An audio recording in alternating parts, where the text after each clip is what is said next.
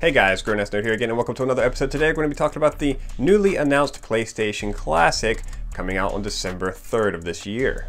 Now, some people may say they are surprised by this announcement, but for me, it's not that big of a surprise.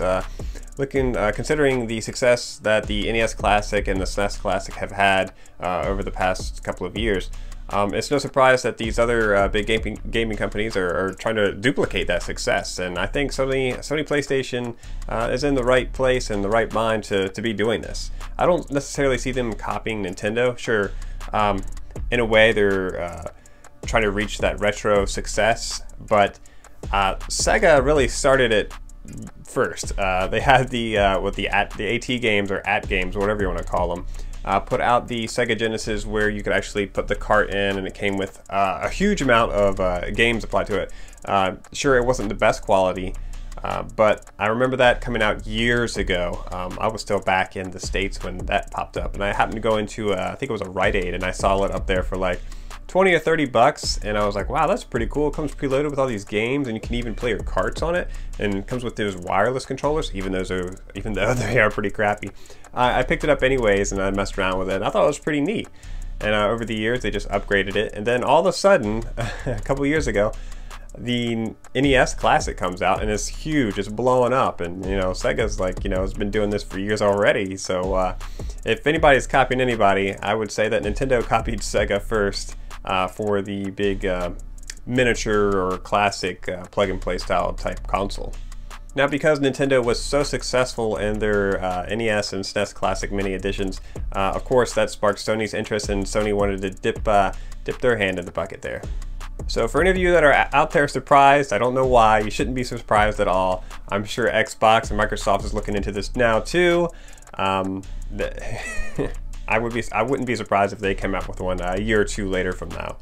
So now that we know that PlayStation is coming out with their classic mini console, it's coming with an HDMI cable, 2 controllers, and yes, they don't have the analogs on them, but they could always upgrade that later on, I believe. So now that we know that the Sony PlayStation Classic is being released on December 3rd, they also said that it's coming out with 20 games, but they've only revealed 5 so far.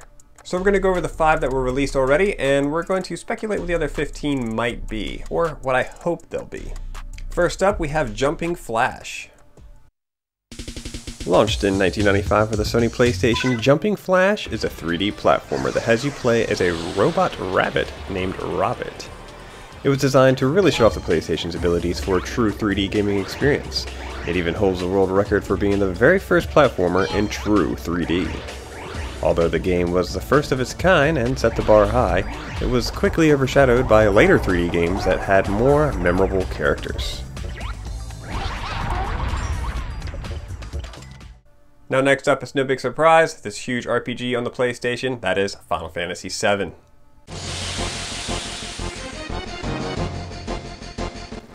Released in 1997 by then known as Squaresoft, Final Fantasy VII is arguably the most popular RPG in its series. It's also the very first Final Fantasy to use full motion video and 3D computer graphics. It's pretty impressive they made the transition so successful, as many other titles tend to miss the mark coming from the 2D world. Next up, we have the fighting game Tekken 3, which is kind of odd because I remember my most memorable moment on the PlayStation, probably my first memorable moment, is getting down on the PlayStation for the first time and hitting up Tekken 2. That was the game that really introduced me to the PlayStation and what ultimately had me decide to go out and buy one. Tekken 3, being the third installment in the Tekken series, it utilized an improved engine for the game which allowed more unique moves than the previous titles. It also introduced more characters and deeper story aspects.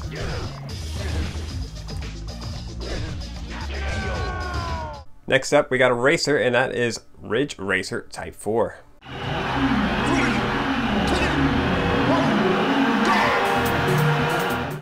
Ridge Racer Type 4 is an arcade-style racing game that lets you handle those sharp turns with style.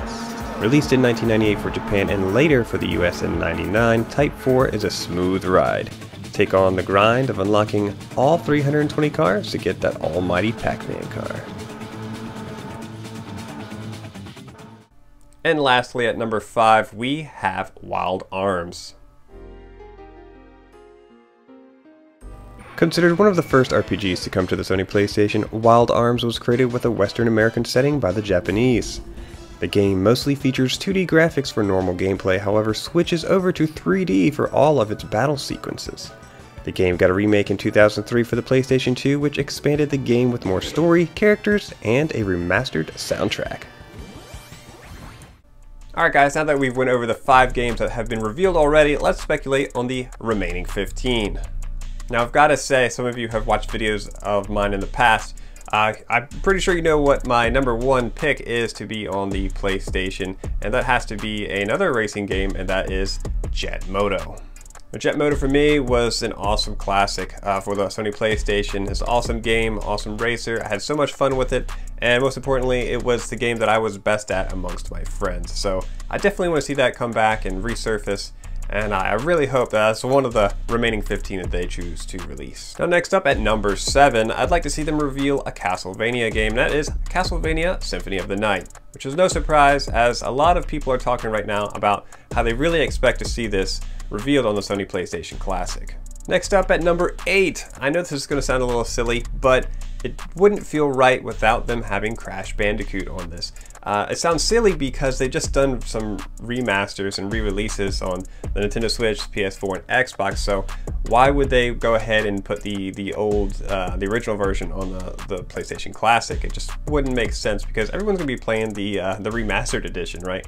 Well, I can't help it. It wouldn't seem like a good...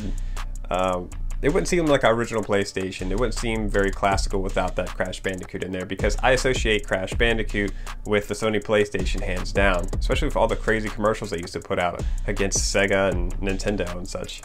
Number 9, I have to go with Metal Gear Solid. I know a lot of people out there are saying the same thing. They want to see Metal Gear Solid on the PlayStation because that was one of the best games, one of the best serious styled games on the Sony PlayStation. Number 10, I'd have to say, quite a unique game, and that's Parappa the Rappa. I can barely say the title to that. Hey, I used to play the demo disc all the time when it came with the GamePro magazines, and Parappa the Rappa was one of those games that I played over and over again as the demo. Next up, I'd like to put another RPG on there, and that is Final Fantasy Tactics. This is a game that I haven't had a whole lot of experience with, but it's still quite enjoyable, and I relate it to the PlayStation a lot. I know it's just more of a re-release, but it's just one of those things I hope that's on there. I don't expect it to be. I'm not looking for it necessarily, but if I saw it on there, I'd be really happy with it. At number 12, I'm going to say, Resident Evil, because that was one game that I picked up and used to play with my sister and be just scared to death with, and I associate that a lot with the PlayStation. So in my memory, or to me, that's a classic, and that belongs in the PlayStation Classic. Number 13, I would say let's go with Medieval, because that game was just a goofy, crazy, good time of a game. You didn't have to take it too seriously, and it was fun to play. Next up, this is another goofy one, much like Crash, and that's obviously Spyro. I'd like to see Spyro on the system because it just feels like it should be part of that classic bundle. Sure, maybe take out Crash and Spyro and replace it with some 2 other games that haven't had a remaster yet. I'd be okay with that, but it's just one of those games I feel like just belongs on a PlayStation Classic. Number 15. Okay, so I'm a big RPG fan, and I really loved The Legend of Dragoon. I'd like to see that at number 15. What can I say?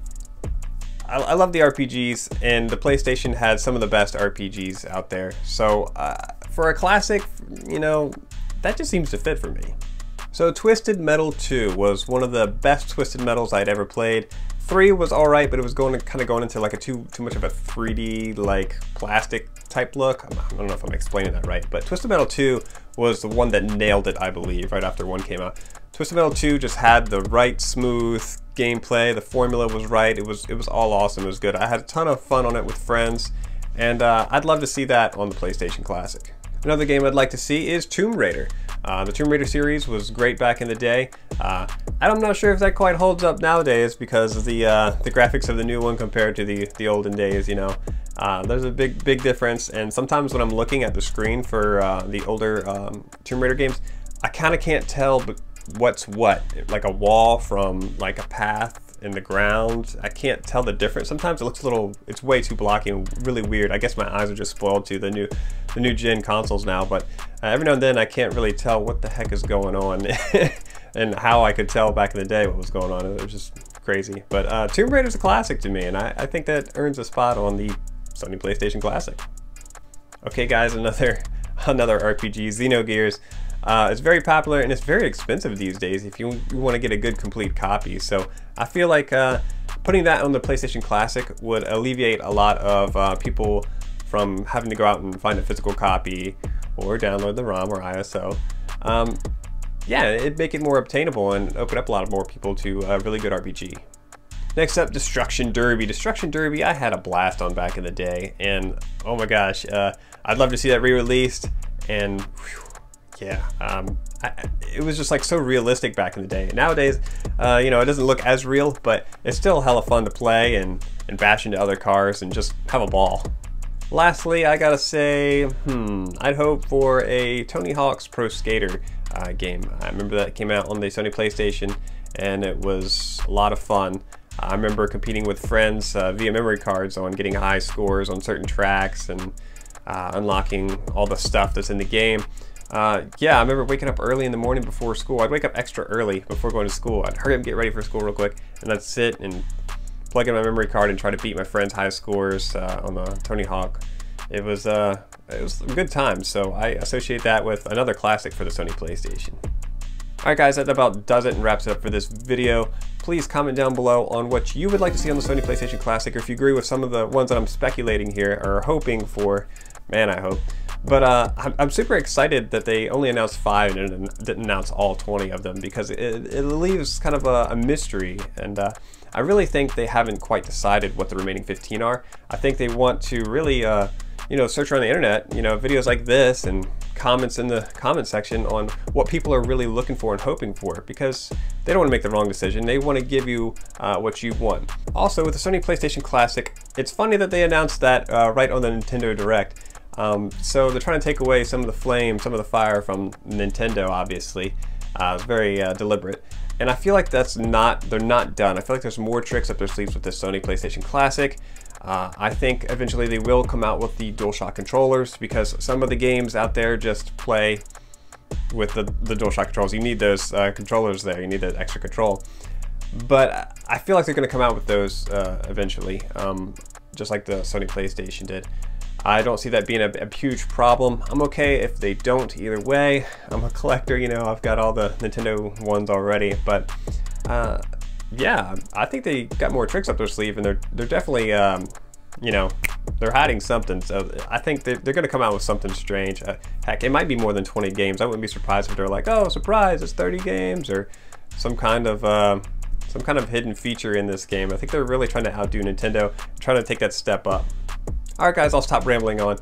Please comment down below, like, subscribe if you haven't already. Let me know what games you're looking for, and heck, if you've already pre-ordered this or not, like me. And I'll see you next time.